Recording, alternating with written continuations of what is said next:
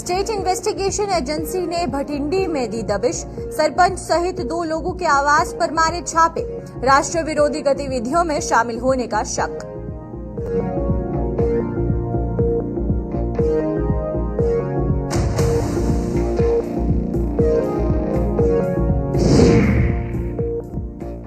पुलवामा और शोपियां में एनआईए ने मारे छापे, आतंकी फंडिंग मामले में फिर से हुई कार्रवाई, जमाते इस्लामी पर कसा जा रहा है शिकंजा।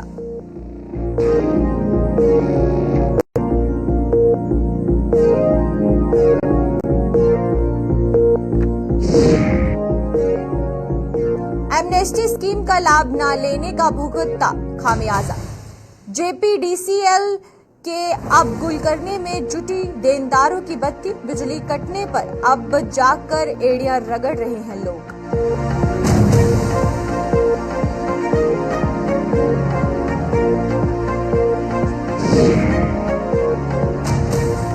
T20 की बैठक के मद्देनजर बड़ी सुरक्षा व्यवस्था, रामबन जिले में भी बम पटाखे फोड़ने पर लगी रोक, अगले आदेश तक ड्रोन उड़ाने पर भी लगा प्रतिबंध।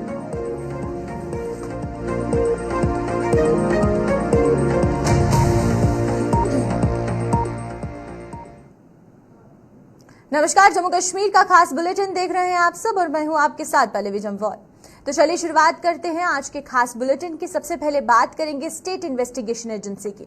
स्टेट इन्वेस्टिगेशन एजेंसी आज जम्मू के भटिंडी इलाके में छापे मार रही है और कुछ लोगों पर राष्ट्र विरोधी गतिविधियों में शामिल होने के शक पर यह कार्यवाही की जा रही है। स्टेट इन्वेस्टिगेशन एजेंसी की टीम ने एक सरपंच सहित 2 लोगों के आवासों पर दबिश देकर वहां से कुछ जरूरी सबूत जुटाए। इन 2 लोगों में से एक भटिंडी का सरपंच हफीजुल्लाह है, जबकि दूसरा शख्स की पहचान भटिंडी के ही विधाता नगर के अनवर हुसैन के रूप में की गई है। इस पूरी कार्यवाही पर एजेंसी ने हालांकि अभी तक कोई आधिकारिक बयान जारी नहीं किया है और वहीं पर आप तस्वीरें देख रहे हैं कि किस तरीके से जो तस्वीरें हैं सामने आ रही हैं। उस बीच आपको ये बता दें कि भटिंडी में जो ये छापेमारी है, ये जो कार्यवाही है, ये की गई है स्टेट इन्वेस्टिगेशन एजेंसी द्वारा। भटिंडी में दबिश दी गई है और फिर उसके बाद ये भी देखने को मिल रहा है कि सरपंच के साथ साथ 2 और लोग हैं जिन पर कार्यवाही हुई है और इसके बाद इन लोगों पर जो कार्यवाही की गई है और ये जो एनआईए की हमें देखने को मिला कि एसआई द्वारा जो ये भटिंडी इलाके में छापेमारी की गई है, इस पर हालांकि अभी तक कुछ भी आधिकारिक तौर पर बयान जारी नहीं हुआ है। क्या कुछ इस पूरे रेड से सामने आया है, क्या कुछ हाथ लगा है, वो अभी तक पता नहीं चल पाया है। लेकिन हाँ, ये जरूर बात पता सामने आई है कि राष्ट्र विरोधी गतिविधियों को ध्यान में रखते हुए ही ये बताया जा रहा है कि ये लोग जो थे वो राष्ट्र विरोधी गतिविधियों में शामिल थे, जिसके तहत ये जो रेड है ये एसआई द्वारा की गई है। तो चलिए आइए तमाम जानकारी शिल्पा से लेते हैं कि क्या कुछ जानकारी सामने आ रही। शिल्पा, आप ग्राउंड पर मौजूद हैं, आपसे जानना चाहेंगे कि अब स्टेट इन्वेस्टिगेशन एजेंसी जिस तरीके से जम्मू कश्मीर में सक्रिय होती हुई नजर आ रही है और भटिंडी इलाके में ये जो छापेमारी है ये की गई है, इससे क्या कुछ और जानकारी अभी तक सामने आई है? आपको बता दें कि जिस तरीके से एसआई की तरफ से जो है वो रेड जो है वो कंडक्ट की गई, इससे पहले की अगर बात करूं तो उससे पहले जम्मू के बनतलाब इलाके में रेड को कंडक्ट किया गया और मामला जो है वो एंटी नेशनल एक्टिविटीज से जुड़ा हुआ ये मामला है जहां पर रेड को कंडक्ट किया गया और उसके बाद यानी कि सुबह सवेरे ये रेड जो है वो देखने को मिली बनतलाब में और उसके बाद ये रेड जो है वो जम्मू के भटिंडी इलाके में देखने को मिली। आपको बता दें कि अनवर हुसैन के घर पर ये रेड को देखने को मिला जहाँ पर मामला जो है वो एंटी नेशनल एक्टिविटीज से जुड़ा हुआ है और साथ ही साथ सरपंच हाफिजुल्लाह के घर पर भी ये रेड जो है वो देखने को मिली। हालांकि क्या कुछ गिरफ्तारी हुई है, रिकवरी क्या कुछ हुई है, वो अभी तक जानकारी सामने नहीं आई है। लेकिन अगर मामले की बात करें तो मामला जो है वो एंटी नेशनल एक्टिविटीज से जुड़ा हुआ है और साथ ही साथ अगर मैं एनआईए की बात करें तो जिस तरीके से कश्मीर घाटी में अलग अलग एरिया पे रेड जो है वो देखने को मिल रही है, जहाँ पर आतंकवाद पर जो है वो रोक लगाने की यहाँ पर पूरी कोशिश जो है वो की जा रही है। और एक तरह से स्टेट एजेंसी की बात करें तो जिस तरीके से जम्मू के भटिंडी और बनतलाब सुबह सवेरे तड़के में ये रेड जो है वो देखने को मिली है। हालांकि अभी तक ये जानकारी सामने नहीं आ पा रही है कि गिरफ्तारी हुई है या नहीं हुई है और रिकवरी क्या कुछ हुई है, ये जानकारी अभी तक सामने नहीं आई है। लेकिन मामले की बात करें तो मामला जो है वो एंटी नेशनल एक्टिविटीज से जुड़ा हुआ है। जी चलिए, बहुत बहुत शुक्रिया आपका शिल्पा इस खबर पर तमाम जानकारी देने के लिए। वहीं पर जिस तरीके से अभी आधिकारिक तौर पर कोई भी जो स्टेटमेंट है वो जारी नहीं हुई है, लेकिन हाल फिलहाल जो खबर सामने आ रही है वो ये सामने आ रही है कि एसआई ने जो है वो बठिंडी और बंदलाब दो ऐसे जगहें हैं जहां पर रेड की है और उसमें क्या कुछ डॉक्यूमेंट्स हाथ लगे हैं और आगे कार्यवाहियां क्या होंगी, क्या गिरफ्तारी इसमें की जाती है या नहीं, जो डॉक्यूमेंट्स आ रहे हैं उस पर क्या कुछ सामने आ रहा है, बैंक अकाउंट सीज किए जाते हैं या नहीं, ये बहुत से ऐसे सवाल है जो अभी आधिकारिक तौर पर जब इसकी पुष्टि होगी तो उससे भी आपको रूबरू करवाया जाएगा।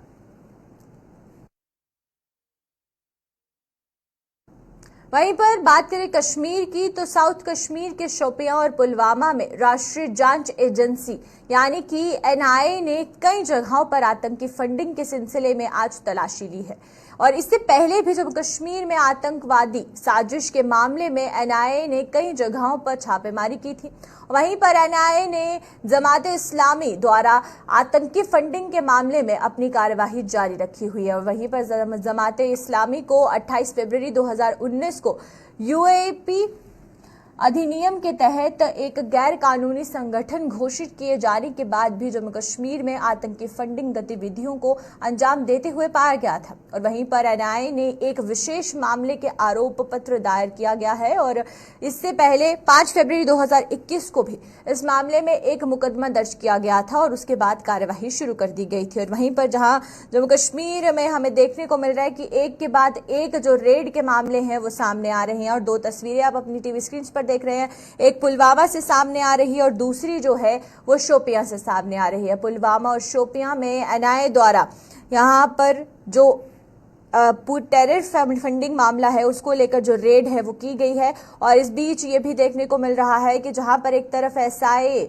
जम्मू में सक्रिय होती हुई नजर आ रही है, वहीं पर कश्मीर में एनआईए द्वारा जो पुलवामा और शोपियां में टेरर फंडिंग मामले को लेकर जो रेड है वो की जा रही है। और इससे पहले भी बताया जा रहा है कि जमाते इस्लामी को 28 फरवरी 2019 को यूएपी अधिनियम के तहत गैर कानूनी संगठन घोषित किया था, जिसके बाद से उसी को ध्यान में रखते हुए मामला दर्ज होने के बाद जो रेडों का सिलसिला है वो देखने को मिल रहा है।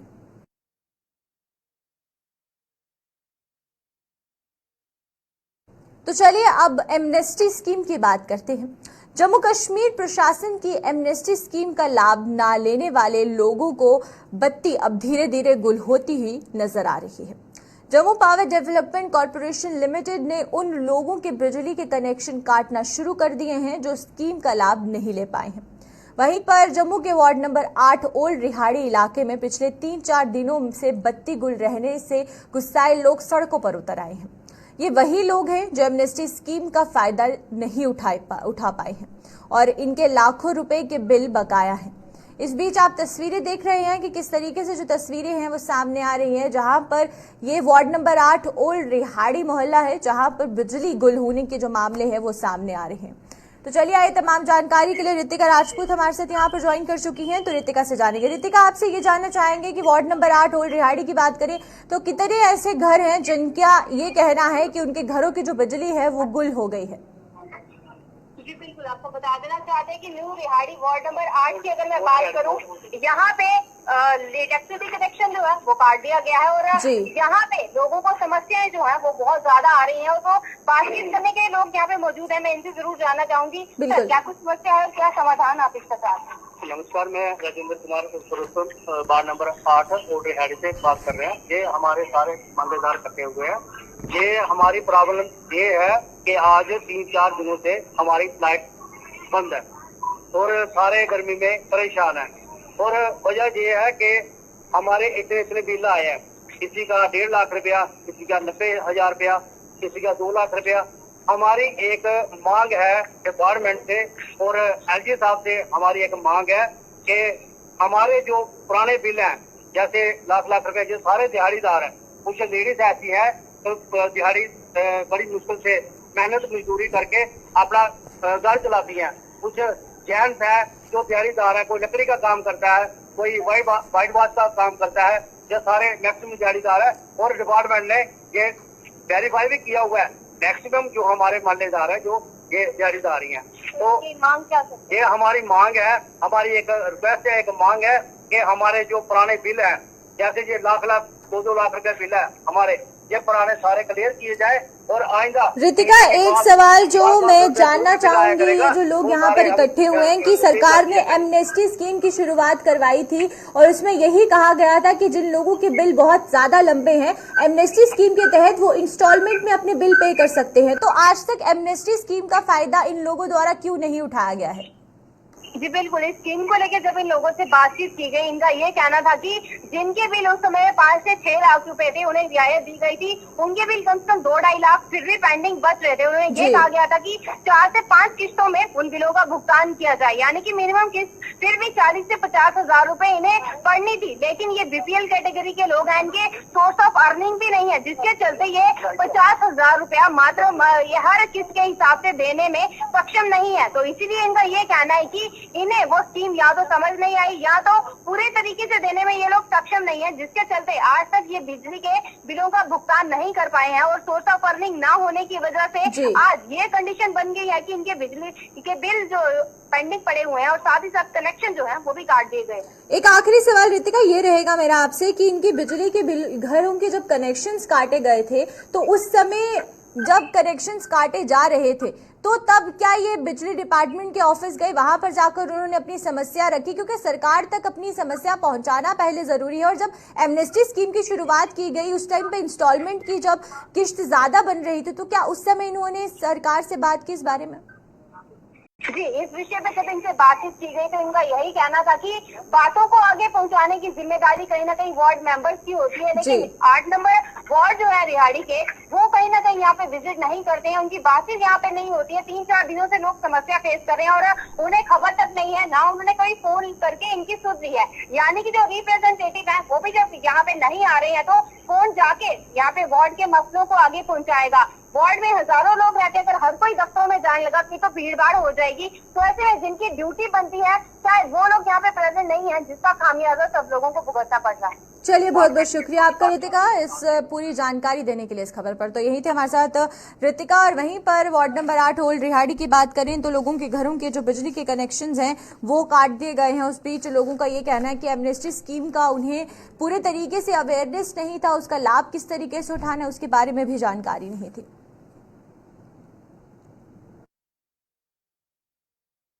तो चलिए बात करते हैं श्रीनगर में होने जा रही G20 बैठक की।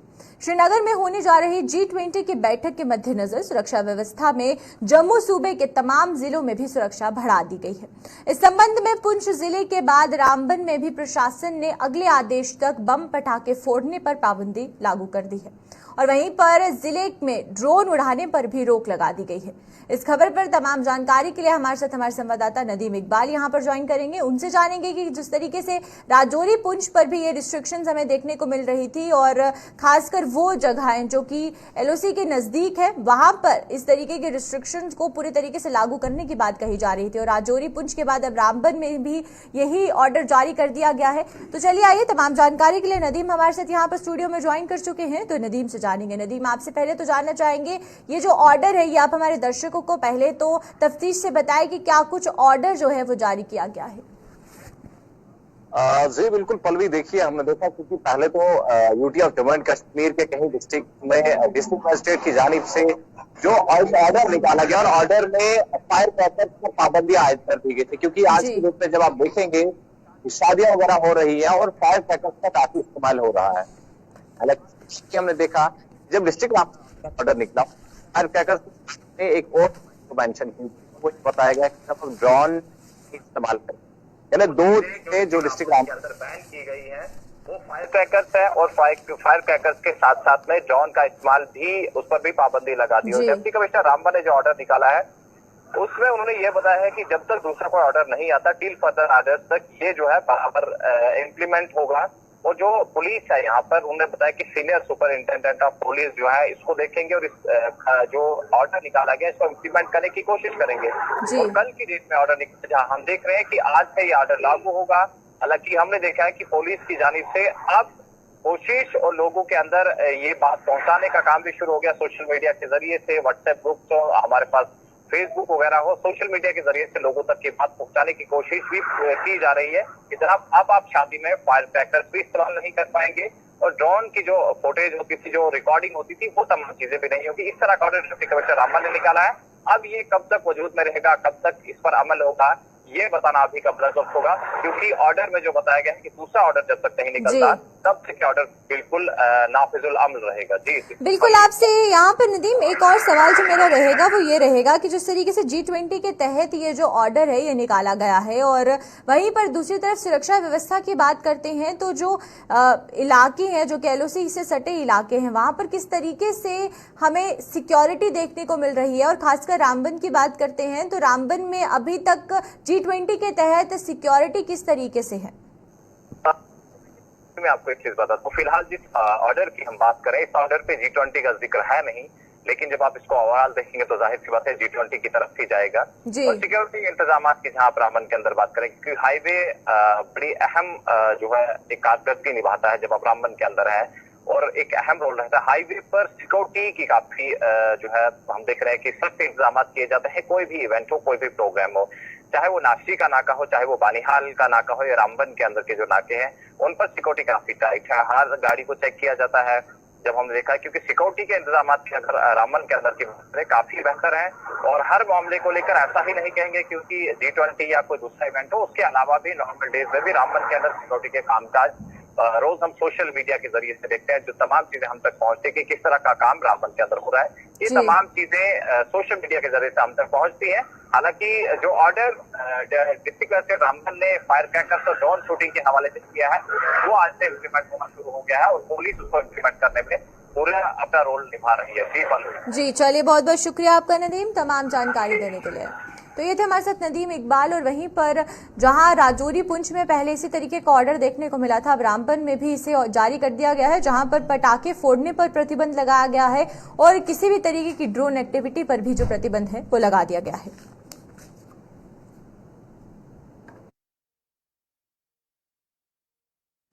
सांबा में कुछ दुकानदारों द्वारा ग्राहकों से मनमर्जी के दाम वसूले जाने की लगातार मिल रही शिकायतों पर प्रशासन हरकत में आ गया है। इन शिकायतों का संज्ञान लेते हुए जिले के डीसी अभिषेक शर्मा ने इसकी जांच के आदेश जारी कर दिए हैं। उन्होंने जिले के एडीसी राकेश दुबे की अगुवाई में भी एक जांच कमेटी का गठन किया है, जिसमें कि SHO और साथ ही साथ ETO को भी शामिल किया जाएगा। दरअसल सांबा में शराब की दुकानों पर लोगों से ज्यादा दाम वसूलने की शिकायतें लगातार सामने आ रही थी और लोगों ने आरोप लगाया है कि शराब के ठेकों पर सरेआम नियमों की धज्जियां उड़ाई जा रही हैं और इन दुकानों पर काम करने वाले कारिंदे भी ज्यादा दाम वसूलने पर खूब कमाई कर रहे हैं। और तो और इन दुकानों पर भी UPI पेमेंट भी मंजूर नहीं की जा रही है। वहीं पर डीसी के आदेश पर एडीसी ने बाजार का दौरा कर शराब की दुकानों के कारिंदों को चेतावनी दी कि यदि उन्होंने अब कानून को ताक पर रखा तो उनकी दुकानों को सील करने पर मजबूर हो जाएंगे।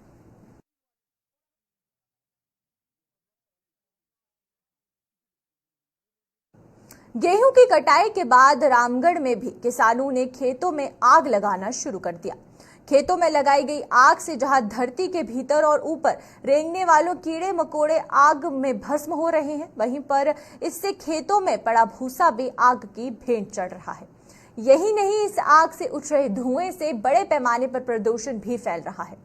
वहीं पर लोगों ने किसानों से अपने खेतों में आग न लगाने की अपील करते हुए प्रशासन से भी दूसरों को परेशान करने वाले ऐसे किसानों के खिलाफ कड़ी कार्यवाही करने की मांग की है।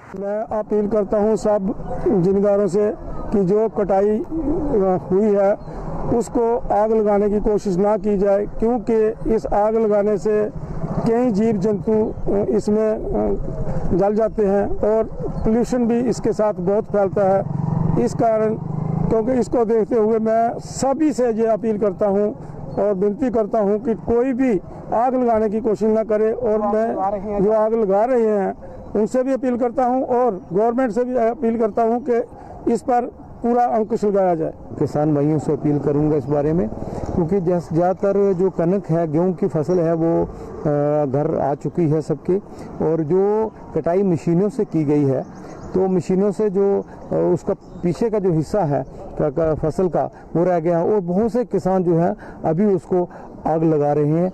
आग लगाने से क्या है कि तो पोल्यूशन बहुत ज़्यादा वातावरण में फैल रहा है, और साथ साथ में जो बहुत से जीव जंतु हैं वो बेचारे मर रहे हैं। ये बहुत बड़ा पाप है। मैं किसान भाइयों से, खासकर रामगढ़ सेक्टर के किसान भाइयों से ये अपील करूंगा कि वो ऐसा ना करें और इसका हल निकालें, इसको कंपोज करें, जिसका पानी लगाकर इसकी जो हल चलाएं, और इसके बीच में वो खाद बन के तैयार हो जाएगी। जो आपका जो ये वेस्टेज है, जो फसल की वेस्टेज, ये खाद बन जाएगी।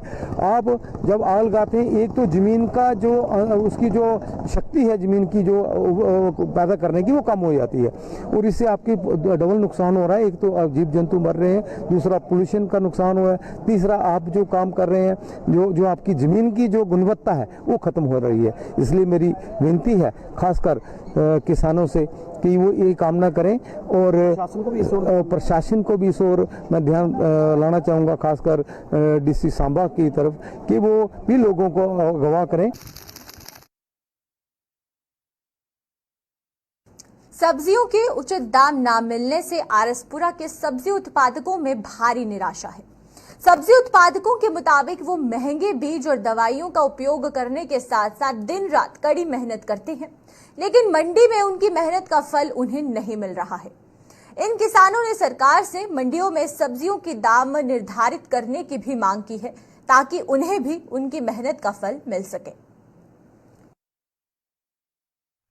और ਇਹਦੇ ਵਿੱਚ ਇਹ ਆ ਵੀ ਜ਼ਿਆਦਾ ਪ੍ਰੋਫਿਟ ਤੇ ਨਹੀਂ ਮਿਲਦਾ ਸਾਨੂੰ ਜਿੰਨਾ ਮਤਲਬ ਚਾਹੀਦਾ ਸਾਨੂੰ, ਕਿਉਂਕਿ ਖਰਚੇ ਪੂਰੇ ਤੇ ਹੁੰਦੇ ਨਹੀਂ। ਲੇਕਿਨ ਫਿਰ ਵੀ ਗਵਰਨਮੈਂਟ ਨੇ ਦੇਖਣਾ ਚਾਹੀਦਾ ਕਿ ਰੇਟਸ ਵਗੈਰਾ ਨੇ ਜਿਹੜੇ ਉਹਦੇ ਪਰ ਮਤਲਬ ਤੈਅ ਕਰਨੇ ਚਾਹੀਦੇ ਨੇ, ਕੋਈ ਕਿੰਨੇ ਰੇਟ ਤੱਕ ਕੋਈ ਵੇਚ ਸਕਦਾ। ਫਿਰ ਸਾਨੂੰ ਵੀ ਮਜ਼ਾ ਆਉਂਦਾ ਵੀ ਅਸਾਂ ਇੰਨਾ ਕੰਮ ਕੀਤਾ ਦਾ, ਇੰਨੀ ਲੇਬਰ ਦਿੱਤੀ ਦੀ ਆ ਤੇ ਉਹਦੇ ਉੱਪਰ ਸਾਨੂੰ ਇੰਨਾ ਪ੍ਰੋਫਿਟ ਮਿਲਾ ਕਰਦਾ। ਔਰ ਜੇ ਪਤਾ ਕਿ ਨਹੀਂ ਹੈ ਵੀ ਜੇਕਰ ਮਤਲਬ ਅਸਾਂ ਤਿਆਰੀ ਕਰੀਏ ਲੈਣੀ ਹੈ ਤੇ ਅੱਗਾ ਜੀਏ ਤੇ ਘਾਟੇ ਬੰਦੀ ਦਾ ਸੌਦਾ ਵੇਚਣਾ, ਉਹ ਵੀ ਕਿਸੇ ਸਾਨੂੰ ਮਤਲਬ ਨੁਕਸਾਨਦੇਹ ਹੁੰਦਾ। ਉਹਦੇ ਕਰਨਾ ਅਸਾਂ ਜ਼ਿਮੀਂਦਾਰੀ ਨਹੀਂ ਕਰ ਸਕਦੇ ਤੇ ਮਤਲਬ ਗੌਰਮੈਂਟ ਦੇ ਉੱਪਰ ਗਾ ਸਾਰਾ ਡਿਪੈਂਡ ਹੁੰਦਾ। ਔਰ ਖਾਦ ਵਗੈਰਾ ਤੇ ਸਾਰੀਆਂ ਮਹਿੰਗੀਆਂ ਹੋਈ ਦੀਆਂ, ਜਿਹੜੇ ਜਿੰਨੇ ਇਹਦਾ प्रोडक्ट ने ਇਹਦੇ दवाइयां वगैरह। ट्रैफिक कानून का उल्लंघन करने वालों के खिलाफ ट्रैफिक पुलिस ने आज जानीपुर इलाके में एक अभियान चलाया। इस दौरान ट्रैफिक पुलिस ने नियमों का उल्लंघन करने वालों के खिलाफ कार्यवाही करते हुए उनके चालान काटे। पुलिस की इस कार्यवाही को लेकर अखिल भारतीय गोरक्षा रिसर्च कमेटी ने सवाल उठाए हैं। कमेटी के जिला अध्यक्ष विक्रम महाजन ने ट्रैफिक पुलिस पर निशाना साधते हुए कहा कि ट्रैफिक पुलिस केवल 2 पहिया वाहनों के खिलाफ कार्यवाही कर रही है, जबकि ट्रैफिक नियमों की धज्जियां उड़ाने वाली मिनी बस चालकों के खिलाफ ट्रैफिक पुलिस कोई कार्यवाही नहीं करती।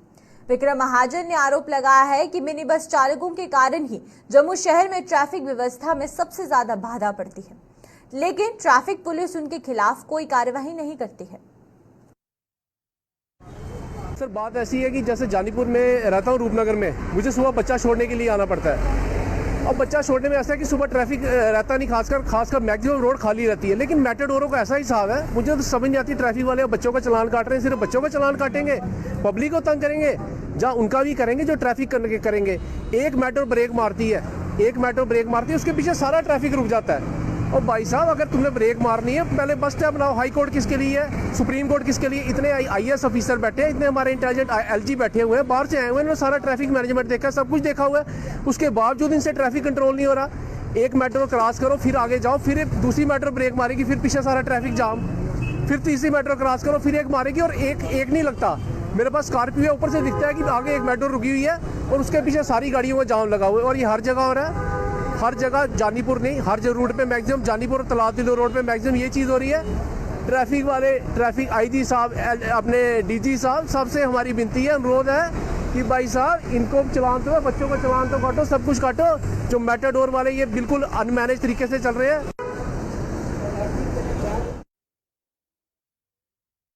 तो चलिए अब तक के जम्मू कश्मीर के खास बुलेटिन में फिलहाल इतना ही। मुझे दीजिए इजाजत, नमस्कार।